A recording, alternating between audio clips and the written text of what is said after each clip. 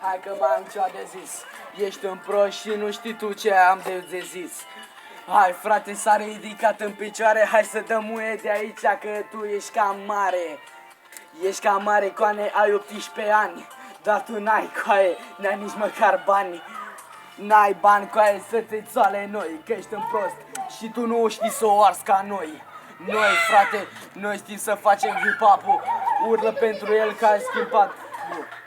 Stai puțin, frate, că copilul s-a băgat, Și în prima zi, Stai că ți arăt eu cum se face să trec mereu level.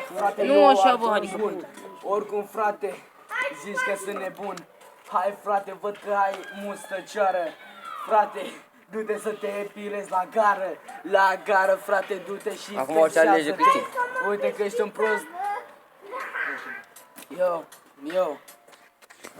Văd că ai terminat, glumele tale le-ai luat de la second hand căcat. Te-ai îmbătat și acum începi să o dai hip-hop, o dai mare, de parcă ai fi un zeu. Dar tu nu vedeai mereu că o dau de la stofă la fileu, îți dau de scade părul rău de jos de jos. Sunt atât de nebun, nu știu ce să spun. Parcă și căuta să pun și aruncă copilul ăsta acum, că copilul știe mai bine, se pișe pe tine. Îți dă avioane din hârtie, genul de melodie pe care nu o să înțeleg niciodată Ilie. Ești Ilie, băiatul copac care s-a îmbrăcat de la magazin de fapt. Da. Și ce mai zic? Zic că ești un pic. Gata. Hai că l-atac. Bă, frate, toată lumea s-a strâns pentru mine, că tot publicul ăsta muie îți dă ție. Muie îți dau și eu, frate, nu-ți ca publicul. Oricum tu ești ca Sebi, tu și publicul. Tu și publicul, frate, cu Sebi MC. Pe tine te fac, frate, parcă ai fi Barbie. Parcă ai fi Barbie, hai că-și ridică el fusta, că oricum nu vrea să-l fută nimeni. Asta, basta. Asta basta, coaie, ți-o mai zic o dată. Pe tine, coaie, știi că te-a făcut o fată. Știi, frate, tu știi la refer, nu să zic numele, că după te dai la refer. La refer, frate, tu știi ce e aia engleză. Oricum tu nu știi să o azi la fel ca... Stai puțin, frate, că acum eu m-am tâmpit. Pe ciocul l-am făcut și l-am nimerit. Da, frate, hai că acum eu te-am nimerit. Ți-am dat una acolo și tu ai picat un pic.